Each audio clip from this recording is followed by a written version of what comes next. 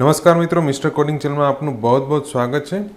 મિત્રો, આ વિડીયોમાં આપણે ઇન્વેન્ટરી સાથે એકાઉન્ટ લખવું હોય તો તેના માટે ટેલીના કેટલાક એવા વિકલ્પો છે, કેટલાક એવા શબ્દો છે કે જેની જાણકારી આપણને હોવી ખૂબ જ જરૂરી છે। મિત્રો, આ વિડીયો તમારા માટે ખૂબ જ ઉપયોગી થવાનો છે, કારણ કે ટેલીની અંદર જો તમારે ઇન્વેન્ટરી સાથે એકાઉન્ટ લખવું હોય તો તેના માટે આ જે શબ્દો છે, stock group, stock category, unit measurement, આ તમામ શબ્દો, આ તમામ વિકલ્પો વિશે આપણને જાણકારી હોવી ખૂબ જ જરૂરી છે, જેથી આ વિડીયોની કદાચ ટાઈમ લેન્થ વધારે થાય તો પણ તમે આ વિડીયો પૂરેપૂરો વ્યવસ્થિત જોઈ લેજો, કારણ કે આ વિડીયોમાં સમજાવેલ ઇન્વેન્ટરી માટેની જે માહિતી છે તે આવનારા તમામ વિડીયો માટે ખૂબ જ મહત્ત્વની છે। માટે આ વિડીયોની અંદર સમજાવેલી તમામ વસ્તુ એકદમ વ્યવસ્થિત તમે સમજી લો। મિત્રો, આ ટોપિકમાં આપણે સ્ટોક ગ્રુપ, સ્ટોક કેટેગરી અને યુનિટ મેઝરમેન્ટ વિશે માહિતી મેળવશું અને ત્યાર પછી પાર્ટ નંબર 23 એટલે કે નેક્સ્ટ વિડીયોમાં આપણે આ તમામ વસ્તુ ટેલીમાં કઈ રીતે ક્રિએટ કરવી તેના વિશે શીખશું। પણ ટેલીમાં ક્રિએટ કરતાં પહેલાં આપણે તેની સમજ ખૂબ જ જરૂરી છે, તો તે આપણે અહીંયા સમજી લઈએ। મિત્રો, સૌપ્રથમ તો ઇન્વેન્ટરી એટલે શું? મિત્રો, ઇન્વેન્ટરીને બીજા શબ્દમાં સ્ટોક પણ કહી શકાય છે। મિત્રો, ધંધામાં આપણે નફો કમાવવાના હેતુથી જે વસ્તુનું આપણે નિયમિત ખરીદ વેચાણ કરતા હોય તેને માલ કહેવાય છે, અને આ માલનો જથ્થો કેટલો છે તેની માહિતી આપણે વ્યવસ્થિત રાખવી પડે છે। તો આ જે જથ્થો છે, વસ્તુનો જથ્થો છે અથવા માલનો જથ્થો છે, તે નિભાવવું તેને ઇન્વેન્ટરી કહેવાય છે અથવા સ્ટોક કહેવાય છે। મિત્રો, ટેલીની અંદર 4 વિકલ્પો ખૂબ જ મહત્વના છે અને આ 4 વિકલ્પો ઉપર ઇન્વેન્ટરી તમે કેટલી સારી રીતે મેન્ટેન કરો છો તેનો આધાર રહેલો છે। તો મિત્રો, અહીંયા 4 અલગ અલગ વિકલ્પો છે: stock group, stock category, unit of measure અને સ્ટોક આઇટમ। મિત્રો, છેલ્લા 2 ઓપ્શન છે તે તેના નામ ઉપરથી જ આપણને થોડી સમજ આવી જાય। મિત્રો, છેલ્લું ઓપ્શન છે સ્ટોક આઇટમ્સ। તો મિત્રો, સ્ટોક આઇટમ્સ એટલે તે વસ્તુ કે જેનું આપણે ધંધામાં ખરીદ વેચાણ કરીએ છીએ, જે વસ્તુ આપણે વેચીએ છીએ, ખરીદીએ છીએ, તે તમામ વસ્તુ સ્ટોક આઇટમ કહેવાશે। અને યુનિટ ઓફ મેઝર, મિત્રો, આપણે જે વસ્તુ વેચીએ છીએ તે માપવા માટેનું એકમ કયું છે? આપણે તેને નંગમાં વેચીએ છીએ, ડઝનમાં વેચીએ છીએ, કિલોમાં વેચીએ છીએ કે લીટરમાં વેચીએ છીએ? તો આ જે અલગ અલગ તેને માપવા માટેના એકમ છે તે ટેલીની અંદર કહેવાશે યુનિટ ઓફ મેઝર। ત્યારબાદ મિત્રો, 2 વસ્તુ છે: સ્ટોક ગ્રુપ અને સ્ટોક કેટેગરી। મિત્રો, આ 2 વસ્તુ આપણે સમજવી ખૂબ જ જરૂરી છે, કારણ કે ઇન્વેન્ટરી જો તમારે વ્યવસ્થિત મેન્ટેન કરવી હોય તો તમારે સ્ટોક ગ્રુપ અને સ્ટોક કેટેગરી વસ્તુ પ્રમાણે તૈયાર કરવી પડે છે। તો મિત્રો, હવે આપણે અહીંયા સ્ટોક ગ્રુપ અને સ્ટોક કેટેગરી વિશે જાણી લઈએ। મિત્રો, સ્ટોક ગ્રુપ અને સ્ટોક કેટેગરી શા માટે? મિત્રો, ઇન્વેન્ટરી છે તેમાં તમામ વસ્તુનું વ્યવસ્થિત વર્ગીકરણ કરવું હોય તેના માટે સ્ટોક ગ્રુપ અને સ્ટોક કેટેગરી તૈયાર કરવામાં આવે છે। હવે મિત્રો, આ વર્ગીકરણ એટલે શું? હવે મિત્રો, હું તમને ઉદાહરણ સાથે સમજાવું। મિત્રો, આપણી પાસે અલગ અલગ ઘણી બધી વસ્તુ છે, તો આ બધી વસ્તુ વ્યવસ્થિત મેન્ટેન થાય, તેનો જથ્થો વ્યવસ્થિત મેન્ટેન થાય તે માટે આપણે તમામ વસ્તુને તેની કંપની અને તેની સાઇઝ પ્રમાણે વર્ગીકરણ કરી શકીએ છીએ, જેથી ગમે ત્યારે આપણે કઈ વસ્તુ, કઈ સાઇઝની વસ્તુ કેટલા નંગમાં અવેલેબલ છે તે આપણે સરળતાથી જાણી શકીએ। વધુ સરળતાથી હું તમને સમજાવું। મિત્રો, આપણી પાસે અલગ અલગ રકમની ઘણી બધી ચલણ નોટ હોય, તમામ નોટને ગણવી હોય તો આ જો તમામ નોટ છે તે વ્યવસ્થિત વર્ગીકૃત કરેલી નહીં હોય તો આપણે ગણવામાં ઘણી બધી તકલીફ પડે। તો તેના માટે આપણે શું કરીએ છીએ મિત્રો? આપણે દરેક નોટને તેની અમાઉન્ટને આધારે એક ગ્રુપમાં ગોઠવીએ છીએ। તો આપણે શું કરશું? 2000ની નોટ એક સાથે રાખશું, 500ની નોટ એક સાથે રાખશું, 200ની નોટ એક સાથે રાખશું। તો આવી રીતે તમામ નોટને આપણે એક સાથે રાખશું। અને મિત્રો, આ જે ગ્રુપ તૈયાર કરીએ છીએ તેમાં પણ આપણે 2000ની નોટને સૌથી પહેલાં રાખશું, ત્યાર પછી 500ની નોટને રાખશું, ત્યાર પછી 200ની નોટને રાખશું। તેવી જ રીતે મિત્રો, છેલ્લે આપણે 10ની નોટ એટલે કે નાનામાં નાની અમાઉન્ટની નોટ છે તેને છેલ્લે રાખશું। તો મિત્રો, આ તમામ ગ્રુપ અને તમામ શોર્ટિંગ કરવાનું એક જ કારણ છે કે જેથી કરીને આપણે જ્યારે રૂપિયા ગણીએ ત્યારે ભૂલ ન થાય. તો મિત્રો ધંધામાં પણ એવું જ કંઈક હોય છે કે આપણે આપણા ધંધાની અંદર અલગ અલગ ઘણા બધા પ્રકારની અને ઘણી બધી વસ્તુ વેચતા હોઈએ છીએ. તો વર્ષના અંતે અથવા વર્ષ દરમિયાન આપણે એ જાણવું છે કે આપણા ધંધાની અંદર કઈ વસ્તુનો કેટલો જથ્થો અવેલેબલ છે, તો તે સરળતાથી જાણી શકાય માટે આપણે સ્ટોક ગ્રુપ અને સ્ટોક કેટેગરી તૈયાર કરવી પડે છે. ત્યારબાદ મિત્રો ઇન્વેન્ટરી માટે સ્ટોક ગ્રુપ કયા તૈયાર કરવા. મિત્રો તમે તમારા ધંધાને અનુકૂળતા મુજબ કોઈ પણ પ્રકારના સ્ટોક ગ્રુપ તૈયાર કરી શકો છો, પણ સામાન્ય રીતે આપણે જે જીએસટીના જે પર્સન્ટેજ છે તે નામથી સ્ટોક ગ્રુપ તૈયાર કરવા જોઈએ. આવું શું કામ મિત્રો? મિત્રો જ્યારે તમે વર્ષના અંતે તમારો જે આખરનો સ્ટોક છે, ધંધામાં જે સ્ટોક પડેલો છે તેની રકમ તમે વકીલને અથવા સીએને આપશો, ત્યારે તમારા વકીલ કે તમારા સીએ તમને એવું પૂછશે કે આ જે આખરના સ્ટોકની રકમ છે તેમાંથી 18% જીએસટી વાળો સ્ટોક કેટલો છે, 5% જીએસટી વાળો સ્ટોક કેટલો છે, 28% જીએસટી વાળો સ્ટોક કેટલો છે. તો આ તમામ અલગ અલગ જીએસટીના જે પર્સન્ટેજ છે તે તમામ અલગ અલગ સ્ટોક તમારે સીએને અથવા વકીલને આપવા પડે છે. તો આ જે સ્ટોક ગ્રુપ છે તમે જીએસટીના દર મુજબ તૈયાર કરેલા હોય તો વર્ષના અંતે તમારે જીએસટી મુજબ સ્ટોકની ગણતરી કરવી એકદમ સરળ રહેશે. માટે મિત્રો અહીંયા સ્ટોક ગ્રુપ જ્યારે તૈયાર કરશું ત્યારે આપણે આ સ્ટોક ગ્રુપ જીએસટીના જે દર છે 3%, 5%, 12%, 18% અને 28%, આ નામ સાથે આપણે અહીંયા સ્ટોક ગ્રુપ તૈયાર કરવાના છીએ. મિત્રો આવનારા વિડીયોમાં આપણે ઇન્વેન્ટરી સાથે જે વાઉચરની એન્ટ્રી કરશું તેના માટે આ પ્રમાણેના સ્ટોક ગ્રુપ આપણે ઉપયોગમાં લેવાના છીએ. માટે અહીંયા આપણે નેક્સ્ટ વિડીયોમાં ટેલીની અંદર ગ્રુપ તૈયાર કરશું તે આ નામથી આપણે તૈયાર કરશું. ત્યારબાદ મિત્રો ઇન્વેન્ટરીને વ્યવસ્થિત વર્ગીકૃત કરવી હોય તો તેના માટે સ્ટોક કેટેગરી ખૂબ જ મહત્વનો ભાગ છે.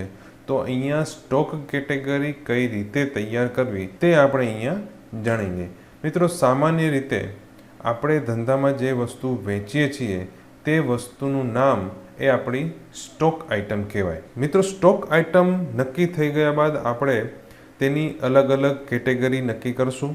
મિત્રો આપણે સૌપ્રથમ તેની સબ કેટેગરી તૈયાર કરશું. મિત્રો સબ કેટેગરી માટે સામાન્ય રીતે વસ્તુ કયા પ્રકારની છે અને તે કઈ કંપનીની છે તેને આધારે તેની સબ કેટેગરીનું નામ રાખવું જોઈએ. અને ત્યારબાદ હજી જો સબ કેટેગરીની જરૂર હોય તો તમે હજી પણ સબ કેટેગરી તૈયાર કરી શકો છો. મિત્રો અહીંયા આપણે વસ્તુના પ્રકારની સાથે કંપનીનું નામ જોડેલું હતું, તો ત્યાર પછીની કેટેગરી આપણે વસ્તુનો પ્રકાર જે હોય તે રાખી શકીએ છીએ અને તેની મેઇન કેટેગરી એટલે કે વસ્તુનો મુખ્ય પ્રકાર આપણે તેની મુખ્ય કેટેગરી તરીકે રાખી શકીએ છીએ. મિત્રો હું તમને અહીંયા ઉદાહરણ સાથે સમજાવું જેથી તમને એકદમ સરળતાથી સમજાઈ જશે. મિત્રો આપણે જે ધંધામાં વસ્તુનું ખરીદ વેચાણ કરવાના છીએ તે હાર્ડવેર, કમ્પ્યુટર હાર્ડવેર રિલેટેડ આપણે વસ્તુનું ખરીદ વેચાણ કરવાના છીએ. હવે અહીંયા ધારો કે આપણે પેનડ્રાઈવ વેચીએ છીએ, તો અહીંયા જે પેનડ્રાઈવ વેચીએ છીએ તે સેન્ડિસ્ક કંપનીની છે અને પેનડ્રાઈવની સાઇઝ છે એ અલગ અલગ છે, 8GB, 16GB અને 32GB. તો મિત્રો અહીંયા આપણે પહેલી સબ કેટેગરી તૈયાર કરશું. અહીંયા વસ્તુનો પ્રકાર એટલે કે પેનડ્રાઈવ છે અને કંપનીનું નામ એટલે કે સેન્ડિસ્ક. તો અહીંયા પહેલી સબ કેટેગરી તૈયાર કરશું સેન્ડિસ્ક પેનડ્રાઈવ. તો મિત્રો આ પહેલી આપણી સબ કેટેગરી થઈ. હવે ત્યારબાદ મિત્રો અહીંયા વસ્તુનો પ્રકાર છે તે ત્યાર પછીની સબ કેટેગરી છે. તો અહીંયા વસ્તુનો પ્રકાર એટલે કે પેનડ્રાઈવ છે તો આપણી નેક્સ્ટ સબ કેટેગરી થશે પેનડ્રાઈવ. અને ત્યારબાદ મિત્રો આ જે વસ્તુ છે તેની મુખ્ય કેટેગરી એટલે કે મુખ્ય પ્રકાર, તો મિત્રો આ વસ્તુ આપણે જે વેચીએ છીએ તે કમ્પ્યુટર હાર્ડવેર છે એટલે તેની મુખ્ય કેટેગરી થશે હાર્ડવેર. તો આ મિત્રો આપણે જે વસ્તુ વેચીએ છીએ તેની સબ કેટેગરી અને મુખ્ય કેટેગરી તૈયાર કરી. હવે મિત્રો તમે કોઈ પણ ધંધા કે પેઢીનું એકાઉન્ટ લખતા હો તો ત્યારે તેમાં કઈ કેટેગરી, કઈ સબ કેટેગરી તૈયાર કરવી તેના માટે તમારે થોડુંક રફ વર્ક કરવું વધારે ફાયદાકારક છે. તો એક પેપરમાં તમે આ રીતે એક કેટેગરી તૈયાર કરી લો અને જ્યારે ટેલીની અંદર કેટેગરી તૈયાર કરવાની થાય ત્યારે આપણે ઉપરથી નીચેની તરફ કેટેગરી તૈયાર કરશું. અત્યારે આપણે સમજવા માટે નીચેથી ઉપર કેટેગરી સમજ્યા છીએ, પણ જ્યારે આપણે કેટેગરી તૈયાર કરવાની થશે ત્યારે તે કેટેગરી આપણે ઉપરથી નીચેની તરફ તૈયાર કરશું. એટલે કે પહેલાં હાર્ડવેર કેટેગરી તૈયાર કરશું, ત્યારબાદ હાર્ડવેરની અંડરમાં પેનડ્રાઈવ કેટેગરી તૈયાર કરશું, ત્યારબાદ પેનડ્રાઈવની અંદરમાં સેન્ડિસ્ક પેનડ્રાઈવ કેટેગરી તૈયાર કરશું અને સેન્ડિસ્ક પેનડ્રાઈવની અંદર આપણે સ્ટોક આઇટમ તૈયાર કરશું. મિત્રો, આગળ ઉપર આવનારા વિડીયોમાં આપણે જે વાઉચર એન્ટ્રી કરવાના છે, ખરીદ વેચાણની એન્ટ્રી કરવાના છે, તેના માટે જે ઇન્વેન્ટરી આપણે તૈયાર કરવાની છે તે હું તમને અહીંયા ઉદાહરણ સાથે સમજાવું. અને આ જે ઇન્વેન્ટરીનો ચાર્ટ છે તે તમે ક્યાંક નોંધી લ્યો, કારણ કે નેક્સ્ટ વિડીયોમાં અહીંયા જે ચાર્ટ હું સમજાવવાનો છું તેના આધારે આપણે સ્ટોક ગ્રુપ, સ્ટોક કેટેગરી અને સ્ટોક આઇટમ તૈયાર કરવાના છીએ એટલા માટે. તો મિત્રો, અહીંયા આપણી પાસે સ્ટોક આઇટમમાં બે અલગ અલગ કંપનીની અને અલગ અલગ સાઇઝની પેનડ્રાઈવ છે અને બે અલગ અલગ કંપનીની અને અલગ અલગ સાઇઝની હાર્ડ ડિસ્ક છે. તો મિત્રો, અહીંયા આપણી પાસે સેન્ડિસ્કની પેનડ્રાઈવ છે અને કિંગસ્ટોનની પેનડ્રાઈવ છે અને વેસ્ટર્ન ડિજિટલની હાર્ડ ડિસ્ક અને સીગેટની હાર્ડ ડિસ્ક છે અને તે પણ અલગ અલગ સાઇઝમાં અવેલેબલ છે. તો મિત્રો, આ આપણી સ્ટોક આઇટમ થઈ. હવે મિત્રો, આ સ્ટોક આઇટમને આધારે તેની આપણે સબ કેટેગરી તૈયાર કરશું. મિત્રો, અહીંયા પહેલી સબ કેટેગરી તૈયાર કરવા માટે સામાન્ય રીતે આપણે કંપનીના નામ સાથે વસ્તુનો પ્રકાર લખતા હોઈએ છીએ. તો મિત્રો, આ જે વસ્તુ છે તે પેનડ્રાઈવ છે અને તેની કંપની સેન્ડિસ્ક છે. તો પહેલી સબ કેટેગરી આપણે તૈયાર કરશું સેન્ડિસ્ક પેનડ્રાઈવ. તેવી જ રીતે મિત્રો, નેક્સ્ટ જે પેનડ્રાઈવ છે તે કિંગસ્ટોનની છે, તો તેની સબ કેટેગરી આપણે તૈયાર કરશું કિંગસ્ટોન પેનડ્રાઈવ. ત્યારબાદ મિત્રો, નેક્સ્ટ આઇટમ છે તે હાર્ડ ડિસ્ક છે અને તેની કંપની વેસ્ટર્ન ડિજિટલ છે. તો આ આઇટમ માટે આપણે સબ કેટેગરી તૈયાર કરશું વેસ્ટર્ન ડિજિટલ હાર્ડ ડિસ્ક. ત્યારબાદ મિત્રો, સીગેટની હાર્ડ ડિસ્ક છે, કંપની સીગેટ છે અને વસ્તુ હાર્ડ ડિસ્ક છે, માટે તેની સબ કેટેગરી તૈયાર કરશું સીગેટ હાર્ડ ડિસ્ક. તો મિત્રો, આ પહેલી સબ કેટેગરી તૈયાર થઈ ગઈ. ત્યારબાદ મિત્રો, આ જે સબ કેટેગરી છે તેમાં જે વસ્તુ છે તેનો પ્રકાર પેનડ્રાઈવ છે. તો અહીંયા આપણે ફરીથી સબ કેટેગરી તૈયાર કરશું અને તેનું નામ રાખશું પેનડ્રાઈવ. ત્યારબાદ મિત્રો, અહીંયા જે કેટેગરી છે તે બંને કેટેગરીનો પ્રકાર છે હાર્ડ ડિસ્ક. તો તેના માટે ફરીથી આપણે સબ કેટેગરી તૈયાર કરશું હાર્ડ ડિસ્ક. ત્યારબાદ મિત્રો, અહીંયા જે કેટેગરી તૈયાર થઈ છે તે બંને કેટેગરીની મુખ્ય કેટેગરી છે હાર્ડવેર. તો અહીંયા આપણે મુખ્ય કેટેગરી તૈયાર કરશું હાર્ડવેર. તો મિત્રો, આ રીતે આપણે સ્ટોક આઇટમ ઉપરથી અલગ અલગ કેટેગરી તૈયાર કરશું. મિત્રો, અત્યારે આપણે આઇટમ ઉપરથી સબ કેટેગરી અને સબ કેટેગરી ઉપરથી મુખ્ય કેટેગરી તૈયાર કરેલી છે, પણ જ્યારે ટેલીની અંદર આપણે અલગ અલગ કેટેગરી તૈયાર કરશું ત્યારે મુખ્ય કેટેગરીથી સબ કેટેગરી અને સબ કેટેગરીથી સ્ટોક આઇટમ તૈયાર કરશું. ત્યારબાદ મિત્રો, હજી પણ આપણે આપણા ધંધામાં સોફ્ટવેરનું પણ વેચાણ કરીએ છીએ. તો આપણા ધંધામાં અલગ અલગ સોફ્ટવેર છે, જેમાં ટેલી અકાઉન્ટિંગ, મિરેકલ અકાઉન્ટિંગ અને એન્ટીવાયરસના અલગ અલગ સોફ્ટવેર આપણે વેચીએ છીએ. તો મિત્રો, સોફ્ટવેરની અંદર પહેલી આઇટમ છે ટેલી અકાઉન્ટિંગ સિલ્વર અને ટેલી અકાઉન્ટિંગ ગોલ્ડ. તો આ બે અલગ અલગ પ્રકારના આપણે સોફ્ટવેર વેચીએ છીએ, પણ આ બે આઇટમમાં ટેલી અકાઉન્ટિંગ કોમન છે. એટલે કે આ જે આઇટમ છે તેની કંપની અને તેનો પ્રકાર છે ટેલી અકાઉન્ટિંગ, માટે તેની સબ કેટેગરી તૈયાર કરશું ટેલી અકાઉન્ટિંગ. ત્યારબાદ મિત્રો, નેક્સ્ટ આઇટમ છે મિરેકલ અકાઉન્ટિંગ. મિત્રો, અકાઉન્ટિંગને રિલેટેડ સોફ્ટવેર છે અને તેની કંપની મિરેકલ છે, માટે તેની સબ કેટેગરી તૈયાર કરશું મિરેકલ અકાઉન્ટિંગ. ત્યારબાદ મિત્રો, નેક્સ્ટ આઇટમ છે અવીરા એન્ટીવાયરસ પ્રો. તો મિત્રો, અહીંયા આ વસ્તુ છે તેનો પ્રકાર છે એન્ટીવાયરસ અને તેની કંપની છે અવીરા, માટે તેની સબ કેટેગરી તૈયાર કરશું અવીરા એન્ટીવાયરસ. ત્યારબાદ મિત્રો, અહીંયા ક્વિકિલ એન્ટીવાયરસ ટોટલ સિક્યોરિટી અને ઇન્ટરનેટ સિક્યોરિટી, આ બંને એન્ટીવાયરસ છે અને તેની કંપની છે ક્વિકિલ, માટે તેની સબ કેટેગરી તૈયાર કરશું ક્વિકિલ એન્ટીવાયરસ. ત્યારબાદ મિત્રો, આ જે બે કેટેગરી છે તે બંને કેટેગરીનો પ્રકાર છે એકાઉન્ટિંગ રિલેટેડ સોફ્ટવેર. તો અહીંયા ફરીથી આપણે નેક્સ્ટ સબ કેટેગરી તૈયાર કરશું એકાઉન્ટિંગ. અને આ જે બે સબ કેટેગરી છે તેનો પ્રકાર છે એન્ટીવાયરસ, માટે તેની સબ કેટેગરી તૈયાર કરશું એન્ટીવાયરસ. આ બંને કેટેગરી છે તે એક પ્રકારના સોફ્ટવેર છે, માટે તેની મુખ્ય કેટેગરી આપણે તૈયાર કરશું સોફ્ટવેર. તો મિત્રો, આ રીતે આપણે હાર્ડવેર અને સોફ્ટવેરની અલગ અલગ આઇટમ છે તેના માટે કેટેગરી અને સબ કેટેગરી તૈયાર કરશું. હવે મિત્રો, આપણે જે વાઉચરની એન્ટ્રી કરવાના છીએ તે વાઉચરમાં આપણે જીએસટીના અલગ અલગ જે પર્સન્ટેજ છે તે તમામ પર્સન્ટેજની પ્રેક્ટિસ થઈ જાય તેના માટે આપણે આ તમામ વસ્તુ માટે અલગ અલગ ટેક્સ લગાડવાના છીએ.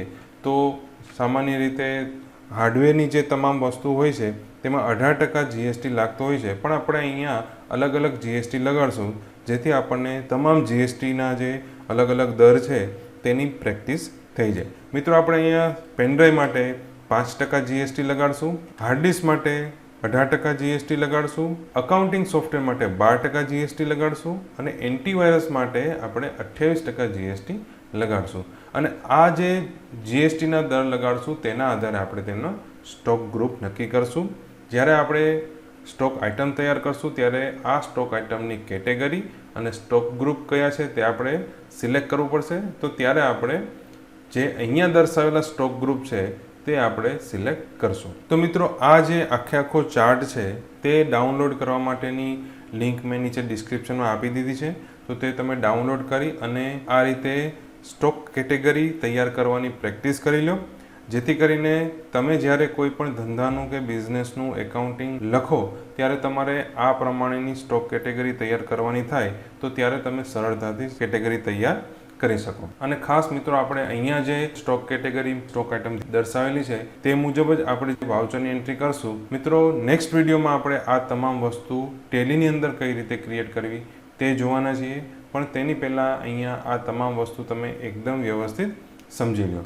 મિત્રો, આ સિવાય તમારે stock category, stock group, stock item તેમાં જો કોઈ કન્ફ્યુઝન હોય અથવા કોઈક એવું ટ્રાન્ઝેક્શન કે જે તમને ટેલીની અંદર નોંધવામાં મુશ્કેલી જણાતી હોય તો તે અમને કમેન્ટ બોક્સમાં જરૂરથી જણાવો, જેનું અમે તમને સોલ્યુશન આપશું.